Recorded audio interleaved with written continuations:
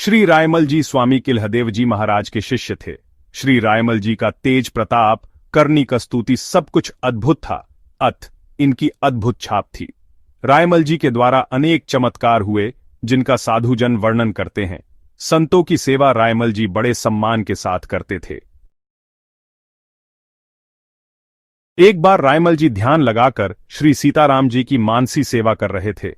होली के दिन थे। उद्दंड प्रकृति के कुछ लोग आकर इन पर भी धूल डालने लगे। कुछ देर तक तो इन्होंने मौन रहकर सहन किया। संतों को क्रोध आता नहीं, परंतु बाहर से वे क्रोध का नाटक कर दिया करते हैं, जिससे लोगों को अनुशासन, मर्यादा में रहने की शिक्षा और संतों का आदर करने की शिक्षा मिले। उन बदमाश लोगों से इन्होंने कहा कि बस अब हो गया, मेरे भजन में तुम लोग विघ्न न करो। इतने पर भी जब लोग नहीं माने, तब रायमल जी उन्हें शिक्षा देने के लिए किंचित क्रोध किया और कहा कि किसी संत पर फूल बरसाओगे तो तुम्हारे ऊपर भी फूल बरसेंगे, और यदि धूल बरसाओगे तो तुम्हारे ऊपर भी धूल बरसेगी। इतना कहते ही उन लोगों पर आकाश से कंकड़ और धूल बरसने लगी। वे लोग इधर उधर भागने लगे, परंतु जहां भाग भाग कर गए वहां भी बरसती रही। गांव के वयोवृद्ध व्यक्ति जान गए कि संत का अपराध हुआ है। तब वयोवृद्ध ग्रामवासियों ने उन सबको साथ ले जाकर श्री रायमल जी से क्षमा याचना की। तब धूल बरसनी बंद हुई। इस प्रकार श्री रायमल जी ने लोगों को प्रभावित करके सबको भक्ति पथ का पथिक बनाया। श्री गोपालदास जी और श्री विष्णुदास जी दोनों गुरु भाई थे। अनंत सद्गुणों से युक्त, स्वभाव से गंभीर और हरिगुण गायक भक्तवर श्री गोपालदास जी बांबोली ग्राम के निवासी थे। भजन भाव में शूरवीर श्री विष्णुदास जी दक्षिण दिशा में काशीर ग्राम के निवासी थे। ये दोनों संतों भक्तों को गुरु गोविंद के समान मानकर उनकी सेवा करते थे। साधु सेवा में दोनों गुरु भाइयों का हार्दिक परम अनुराग था। ये दोनों साधु संतों को ऐसे सुख देने वाले थे कि इन्होंने एक नई रीति चलाई। जब कभी किसी संत महात्मा के यहां कोई महोत्सव, भोज, भंडारा होता और इनको निमंत्रण आता, तब ये बड़े उल्लास के साथ बैलगाड़ी में भरकर घी, चीनी और आटा आदि जो भी सामान लगता वह सब ले जाते थे। कोठारी से मित्रता करके उससे कह देते, देखो, संतों की सेवा में किसी चीज की कमी नहीं पड़नी चाहिए। क्या क्या सामान कम है आप हमें बता दो, हम सब ला देंगे। महंत जी को इस बारे में पता नहीं चलना चाहिए कि यह सामान कौन दे गया। इस तरह ये दोनों गुरु भाई गुप्त रूप से सेवा करते थे। कभी भी सेवा का दिखावा और प्रदर्शन इन्होंने नहीं किया। किसी को पता न चले, इस तरह से सेवा करते थे। ऐसा करने में इन दोनों का तात्पर्य यह होता कि महोत्सव में किसी प्रकार की कोई कमी न पड़े और संतों की निंदा न हो। इस भेद को कोई जान नहीं पाता था। महोत्सव संपन्न होने के बाद सबको बड़ा सुख होता था कि कोठार भंडार में किसी वस्तु की कोई कमी नहीं हुई। बहुत से लोग तो कहने लगते कि पता नहीं इस कोठार में कोई सिद्धि है या भंडारे में कोई सिद्धि है। एक बार एक संत के आश्रम में उत्सव था। श्री गोपालदास जी और श्री विष्णुदास जी रात्रि में बैलगाड़ी में सामान भरकर संत के स्थान पर जा रहे थे। रास्ते में चलते चलते बैलों की प्रकृति खराब हो गई। बैल चल पाने में असमर्थ दिखाई पड़े। ये दोनों गुरु भाई ऐसे महान गोभक्त थे कि उन्होंने बैलों को गाड़ी से खोल दिया और एक स्थान पर उन्हें बिठा दिया। जोर जबरदस्ती बैलों से काम नहीं करवाया। उन्होंने निश्चय किया कि हम गाड़ी पर बैठकर तो नित्य प्रति सेवा करते ही हैं, परंतु कभी स्वयं गाड़ी खींचने की सेवा करने का अवसर नहीं प्राप्त हुआ। आज श्री रघुनाथ ने कृपा की है, अतः बैलों के स्थान पर लग जाओ। एक तरफ गोपालदास जी लग गए और एक तरफ विष्णुदास जी लग गए। कोसों दूर तक यह दोनों गुरु भाई गाड़ी खींचकर संत के आश्रम पर ले गए। एक दिन इन दोनों ने हाथ जोड़कर विनती करते हुए अपने गुरुदेव से कहा, भगवन, बहुत दिनों से हमारे मन में ऐसी उमंग उठ रही है कि एक महा महोत्सव हो जिसमें अनेक साधु संतों का आगमन हो और उनकी सेवा करने का अवसर प्राप्त हो। उसमें आपकी कृपा और आज्ञा की आवश्यकता है।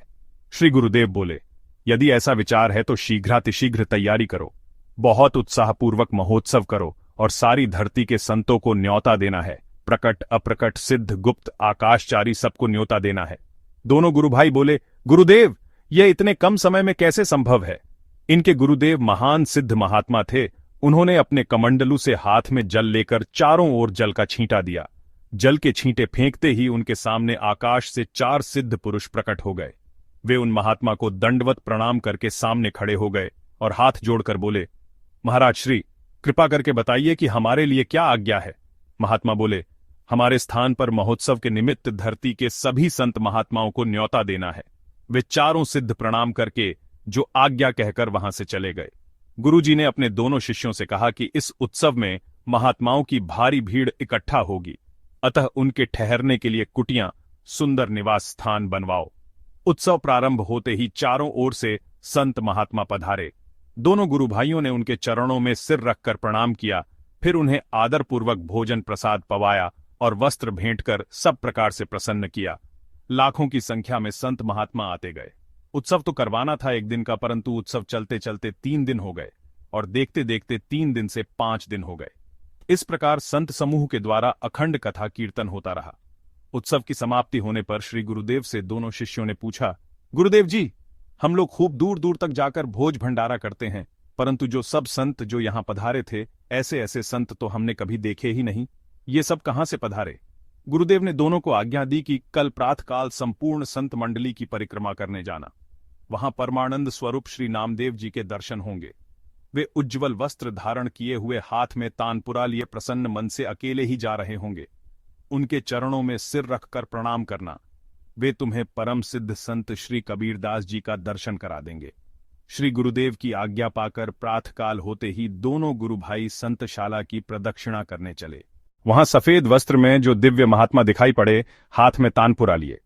उनसे दोनों गुरु भाइयों ने पूछा, महाराज आप कौन हैं? उन महात्मा ने कहा, पंढरीनाथ का लाडला।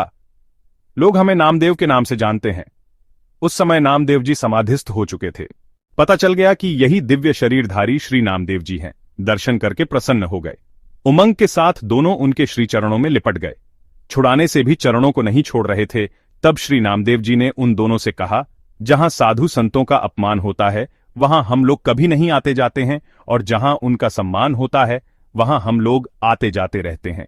हमने तुम्हारी संतों में प्रीति और सेवा करने की रीति देखी है, उससे हम बहुत प्रसन्न हुए। ऐसा कहकर श्री नामदेव जी ने दोनों भक्तों को गले से लगा लिया। फिर कहा, जाओ, आगे चलने पर तुम्हें श्री कबीरदास जी मिलेंगे। जैसे ही ये दोनों आगे चले, एक दिव्य महात्मा दिखाई पड़े। दोनों ने पूछा, महाराज आप कौन हैं? महात्मा बोले, जगत गुरु श्री रामानंदाचार्य का शिष्य। लोग हमें कबीरदास जी के नाम से जानते हैं। प्रसन्न हो गए भक्तराज श्री कबीर जी के दर्शन करके। उस समय श्री कबीरदास जी भी भगवान के धाम पधार चुके थे। दोनों ने चरणों में पड़कर प्रणाम किया। आंखों से आंसुओं की धारा बह चली। हंसकर श्री कबीर जी बोले, कहो, अभी पीछे किसी सुखदाई संत के तुम्हें दर्शन हुए? इन्होंने उत्तर दिया, हां महाराज, दर्शन हुए। जहां साधु संतों की भाव से सेवा होती है, वहां वैकुंठ साकेत गोलोक से तक संत आते हैं। इसके पश्चात श्री कबीर जी ने दोनों का सम्मान किया। गुरुजी के पास दोनों गुरु भाई रोते रोते आए। गुरुजी ने पूछा, क्या हुआ, क्यों रो रहे हो? दोनों शिष्यों ने कहा, महाराज, हमारा जीवन सफल हो गया। हमें श्री नामदेव और कबीरदास जी के दर्शन हुए। गुरुजी ने कहा, केवल यह दोनों संत ही नहीं, अपितु ऐसे ऐसे बहुत से संत इस उत्सव में पधारे थे। इस प्रकार इन दोनों गुरु भाइयों पर संतों और गुरुदेव की पूर्ण कृपा हुई।